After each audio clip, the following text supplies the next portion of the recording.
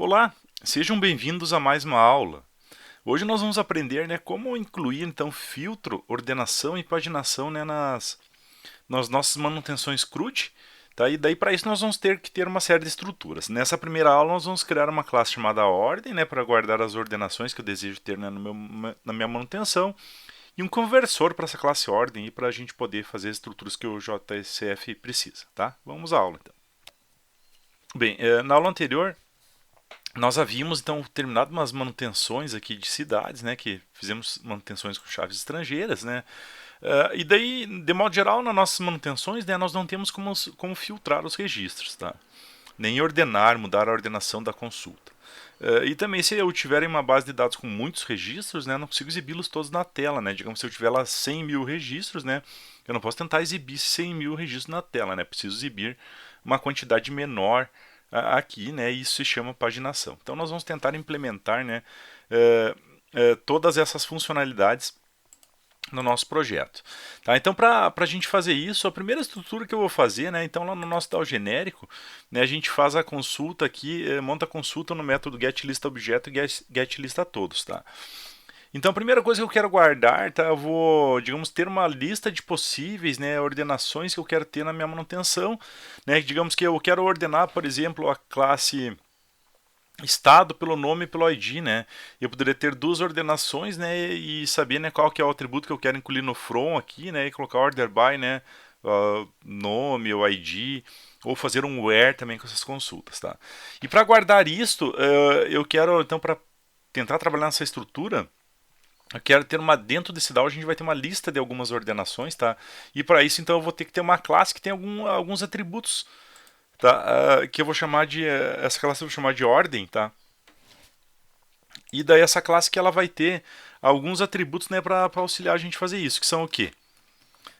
Um atributo para guardar o nome do atributo que vai ser utilizado na ordenação, operador que ele que vai utilizar na consulta, entre outros, Então eu vou criar aqui um atributo do tipo string que eu chamo de atributo, que seria então o nome do atributo lá digamos, aqui na classe, por exemplo, cidade, qual que é desses atributos que eu vou utilizar aqui na ordenação, tá? Então terei o nome do atributo, terei um label, que seria o que vai ser exibido lá na tela para o usuário, tá? E o operador. Digamos, o operador seria o que lá? Digamos, eu vou utilizar operador maior, igual, like, qual operador que eu utilizaria, para fazer isso aqui, tá? E eu vou pegar, vou encapsular, esses campos aqui, tá? Com visibilidade privada, selecionar todos, tá? E vou ter aqui um construtor em que eu recebo todos os atributos por parâmetros. Tá? E também vou deixar aqui um método toString, que desse método toString, tá? Vou inserir código aqui. Ele vai retornar sempre então o valor, do meu label, que dele exibe isso aí na tela para mim. Tá? Então vou retornar. Quando eu for estar exibindo lá na tela do JSF, essa estrutura aqui, dele exibe então desses atributos o label no método toString. Da mesma forma, quando a gente for trabalhar lá na nossa tela, digamos aqui na tela, eu vou ter que estar selecionando, digamos, eu vou estar exibindo, esse label, porém eu vou ter que recuperar esse objeto inteiro, tá, para poder fazer a consulta.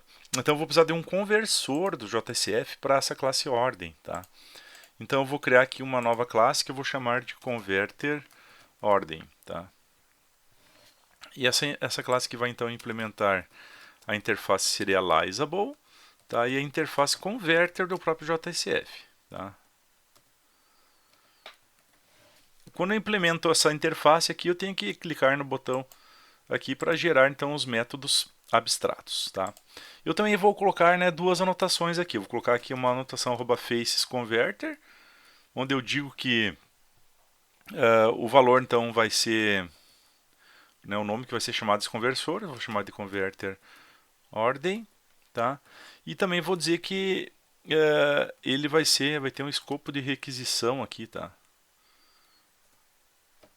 Para ser instanciado esse carinha aqui, escopo de requisição.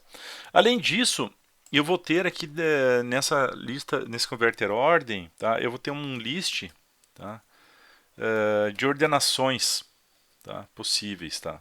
Que eu vou chamar de lista ordem. que a partir dessa lista eu consigo recuperar, digamos, eu vou receber aqui o atributo, né, o nome do atributo do objeto que está aqui, e daí eu vou recuperar o objeto inteiro, né, o objeto completo, tá? Que representa então a ordenação, né, com os atributos, né, de label e operador. Tá? E daí vamos programar, né, esses métodos, tá? Então vamos lá.